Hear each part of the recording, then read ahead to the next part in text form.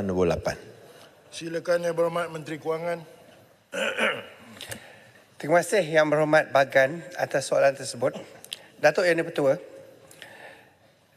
nilai ringgit masih kukuh walaupun terdapat pelbagai perkembangan dan penyesuaian pasaran baru-baru ini.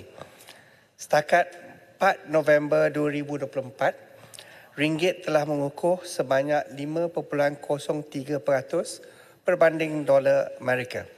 Dalam masa yang sama, ringgit juga telah mengukuh berbanding mata wang negara serantau sebanyak 13.3% berbanding yen, 12.2% berbanding won, 7.5% berbanding rupiah dan 3.7% berbanding baht. Dari segi perkembangan global, perubahan jangkaan kadar dasar moneteri yang lebih rendah di ekonomi utama global, khususnya di Amerika Syarikat, telah menyumbang kepada pengukuhan ringgit. Faktor global seperti pergolakan geopolitik Timur Tengah dan pilihan raya di Amerika Syarikat turut menyumbang kepada turun naik pasaran kewangan global termasuk ringgit dan mata wang negara yang pesat membangun.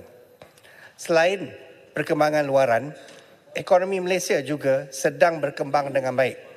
Setakat suku ketiga 2024, ekonomi Malaysia berkembang secara purata sebanyak 5.1%. Ini termasuk anggaran awalan Jabatan Perangkaan Malaysia (DOSM) bagi suku ketiga sebanyak 5.3%. Seterusnya, ekonomi negara dijangka mencatat perkembangan antara 4.8% hingga 5.3% untuk keseluruhan 2024. Inflasi masih rendah dan terkawal pada 1.8% bulan September 2024. Jumlah FDI yang telah diluluskan separuh tahun pertama ini adalah sebanyak 160 bilion berbanding 136 bilion pada tahun 2023 dalam tempoh yang sama. Prospek positif ekonomi Malaysia ini termasuk komitmen kuat kerajaan dalam melaksanakan dasar-dasar di bawah kerangka ekonomi madani akan memberi sokongan yang berterusan kepada ringgit.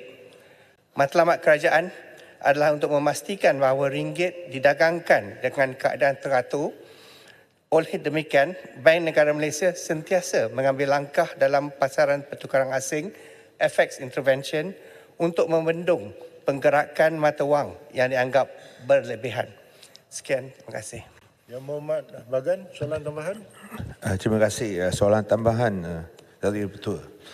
Saya ingin meminta Yang Berhormat Menteri Kewangan untuk menyatakan setiap langkah kawalan tukaran wang asing yang dilaksanakan oleh Bank Negara untuk melindungi nilai mata wang ringgit sebelum ini, iaitu juga termasuk kepada syarikat-syarikat pengeksport dan itu multinational corporation MNC.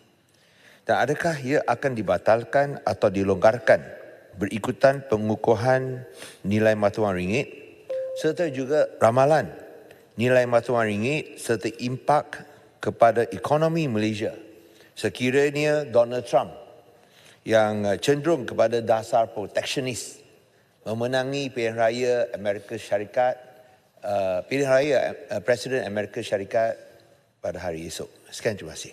Yang Berhormat Menteri. Terima kasih Yang Berhormat Bagan atas soalan tersebut.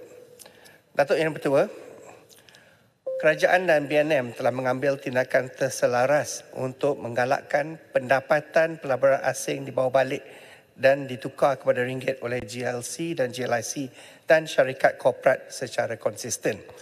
Ini membawa hasil yang positif dengan membantu mewujudkan aliran dua hala dalam pasaran pertukaran asing domestik negara.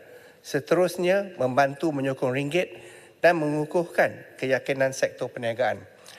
Tindakan terselaras ini akan diteruskan dan ia boleh menyumbang kepada pengukuhan sentimen dan nilai ringgit. Ditekankan juga bahawa langkah koordinasi ini melibatkan hanya pendapatan daripada pelaburan asing oleh syarikat GLC dan GLIC dan tidak melibatkan sebarang penjualan pegangan aset dan pelaburan mereka di luar negeri. Jumlah purata hasil harian pertukaran asing telah meningkat daripada US dollar 15 bilion kepada 17.3 bilion pada 4 November 2024. BNM juga telah melancarkan program rintis yang dikenali sebagai program pelaburan pemastahunan berkelayakan ataupun Qualified Resident Investor pada April 2024 yang menyasarkan syarikat-syarikat pemastahunan besar yang mempunyai pelaburan langsung luar negeri atau direct investment abroad. Jika mereka mempunyai lebihan mata wang asing, mereka boleh membawa balik lebihan ini di bawah program ini dan kelulusan secara prinsip untuk melabur di pasaran asing akan diberi. Program rintis ini bertujuan untuk memastikan aliran dana bersifat dua hala dalam pasaran pertukaran asing. Sehingga kini, program tersebut telah menyatakan hasil memberangsangkan dengan aliran masuk tambahan lebih US dollar 1 bilion direkodkan memasuki pasaran pertukaran asing domestik. Selain itu, Bank Negara akan terus meneruskan sesi libat urus bersama syarikat korporat para pengeksport untuk menggalakkan pertukaran pendapatan pelaburan asing dengan lebih konsisten. Setakat ini, pihak BNM telah mengadakan sesi libat urus bersama lebih 200 pihak korporat dan pengeksport. Saya rasa